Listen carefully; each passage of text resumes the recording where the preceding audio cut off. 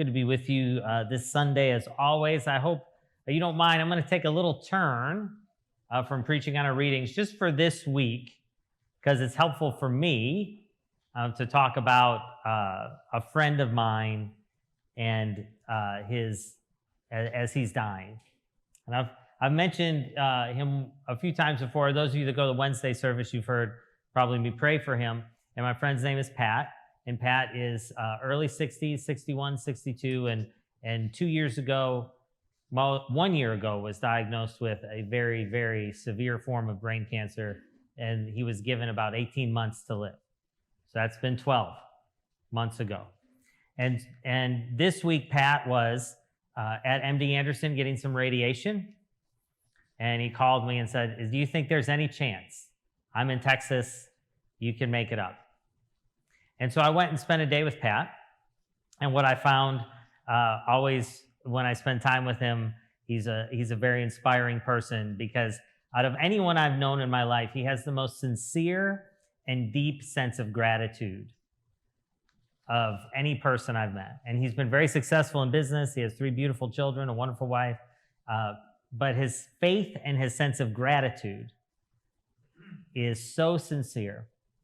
And so I got to be honest with you, I was maybe thinking of how I would act if I were in his situation, knowing my time was short. And I thought, well, I was kind of expecting not to find someone so full of gratitude in this particular situation. But I was wrong. Sure enough, I spent my day with Pat this week, and he continued to be so grateful, even in the midst of cancer and sickness and death itself. And I want to be that type of person, right? I talk about Pat because I want to be like Pat. I want to be a person who's so full of gratitude that no matter what happens in life that breaks and shakes me, that's what pours out. Right? Because they say, you find out what's inside a person when they're tested and tried. The real stuff comes out. And in this situation that he's in, that's as hard as any human will ever get, gratitude comes out. Still to this day. I think of this passage from Thessalonians when I think of him. It's Paul writing, give thanks in all circumstances. In all circumstances. For this is God's will for you in Jesus Christ. And so what I wanted to do today is I was thinking about Pat and just how he's so inspires me with his gratitude, even in the face of death.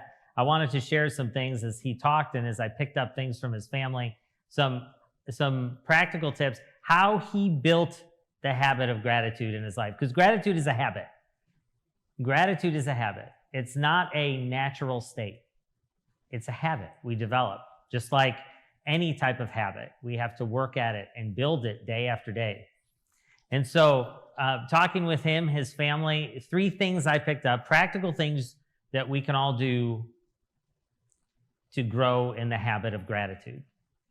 And I'm going to ask 3 questions with these 3 things. And I know what my answer is. I'm not going to ask you to, there's no survey up there on the screen that we'll find out the poll results, but just reflect on them for yourselves. And so the first thing that I learned from him is give thanks, make time every day to give thanks for the gift that today is.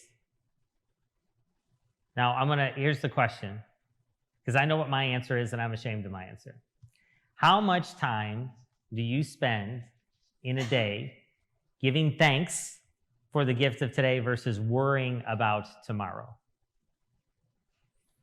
Or giving thanks for the gift of today versus worrying about 2 years from now, 5 years from now, 10 years from now?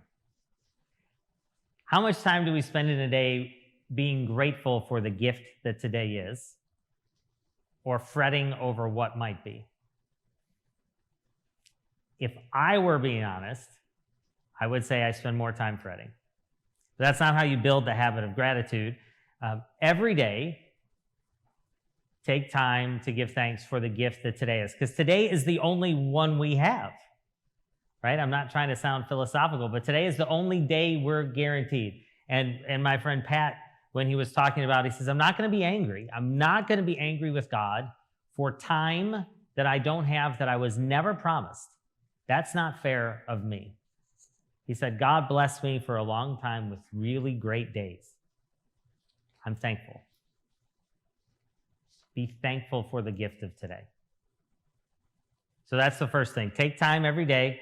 Find a time to be thankful for the gift of today. Maybe go through your mind, even if you've had a hard day at the end of the day, and think about one thing you might be thankful for. Then the second is be thankful for the people in your life that are a blessing. Take a small amount of time every day to be thankful for the people in your life that you love that are a blessing, or that maybe you didn't know would be such a blessing that you're finding. I would guess, here's the question, how many of you spend more time in a day complaining about the people that annoy you versus showing gratitude to the people you love? Right? Okay, I don't like the way I feel when I ask myself that question. But talking with my friend Pat, who knows this time is short, he was super successful in business and it was a great planner, and financially is, everything is going to be taken care of. There's no things left hanging for his kids or anything like that. He's going to have everything taken care of, and all the stuff, all the paperwork that you should have, he's going to have done. But what he told me was, you know what I'm disappointed in, what I miss. There were times in my life when I thought, oh, it's just a 8th birthday party, right? I mean, he's got 3 kids. He's like, there'll be a 9th, there'll be a 10th. I can miss them. You've been to one, you've been to them all, right? I don't need to be there for that. That's just a Christmas play, 1 of 20, right? When you have multiple kids. I don't need to see that. And as he looks back, the thing he told me, the only thing he's ever said, you know what I regret? He said it wasn't just a birthday party. It wasn't just a Christmas play. So I wish I would have done more of those. I wish I would have given more of my time to the people I love. That's his one thing. It's not, I wish I would have invested in Apple in 1992, right? Or something like that. Maybe some of us would be tempted to say that. It's, I wish I would have given a little more time to the people that I loved and I'm grateful for. And so I would encourage you to think about that. How much time in a day do we spend complaining about the people that annoy us versus showing love or appreciation to the people that we're grateful for? And maybe there's a real easy way. Texting is a pain in the butt sometimes, but it's a really easy way that takes 4 seconds for us to just say, hey, thankful for you. Appreciate you, thinking of you, right? And if you've ever been in one of those times when you're having an awful day and someone sends you a text that says, hey, thinking of you, grateful for you, love you, appreciate you. You know how much those little things mean. So take time every day to be thankful for the gift of today. Take time every day to be thankful and grateful for the people who are blessing in your life that you love. And then the third one was take time every day to communicate that some way, right? To share that. Last question. We all need to vent. It's just a human thing, right? Somebody bothers us, something irritates us, we get really bad service at a restaurant, or we have a bad experience at an airport. We gotta share it with someone. We've got to tell someone how bad this went. How often do we need to share, or do we feel compelled to share gratitude? Do we spend more time complaining about the wrong things or all the things that are annoying us, or do we spend any time really being thankful for the things that are going right or communicating what we're grateful for? And so I asked how he did this, and this is just one way. His family, they have what they call a gratitude chat. So it's Pat, his wife, his 3 kids. It was his mother when she was alive. She's no longer with us. And they have a chat that's not about family business. It's not about, hey, pick me up here at this time, or so-and-so is going to be in town this day. It's just for things they're grateful for. And, when it started, it was Pat, because Pat is the one that drives the family's gratitude. It would be him putting things in there. But as he's gotten sick, It's everyone else sharing all the things, his children sharing things, his family sharing the things they're grateful for with each other. And that's the only use of that particular chat, is that's their gratitude chat. So they'll post pictures, they'll post things of, this is what I'm grateful for. And it was really neat. And I found out about it because I made it. When I was there, his daughter took a picture of us and said, I'm putting this in the gratitude chat. And I was humbled that, I would make the gratitude chat. And I asked what it was, and they explained. I thought that was a really brilliant idea. One way to just communicate it, right? 10 seconds a day to send a text. This is what I'm grateful for today. There's other ways to do it. Some of us are better communicators in writing, right? We might want to journal, or we might want to tell someone.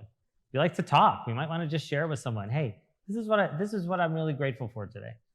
But however we do it, communicating our gratitude. I have no doubt we don't need any training or habit building in communicating things that bother us to someone, right? We all vent.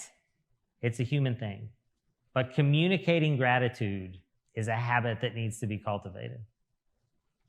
So this is what he would say. If he were here speaking through me, he would say, take time every day to be thankful for the gift that today is. You're not promised more than that.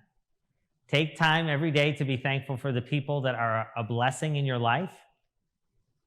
Don't take them for granted. And take time every day to communicate that somewhere to someone.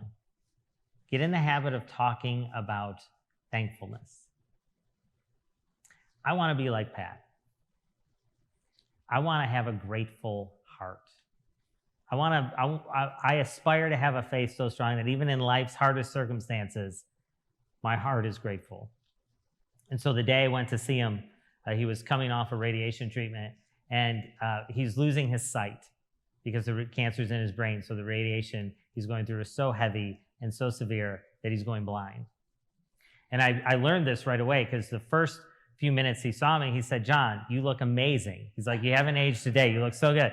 And then about 5 minutes later, he forgot he said that. And he said, I'm practically near blind with this. And I said, oh, okay. Is that why you said I look so great? And he just put his head down and started laughing like, you got me. You got me, right? But it wasn't about that. It wasn't about the headaches or the dizziness or the vertigo feelings. It wasn't about that. He came back and told me, when I was at radiation today at MD Anderson, there was a pregnant woman next to me. And I spent my whole time of radiation praying for her, because I just thought, my goodness, I've had such a blessed life. My kids are healthy. My wife is healthy. My kids are raised, and this is happening to me.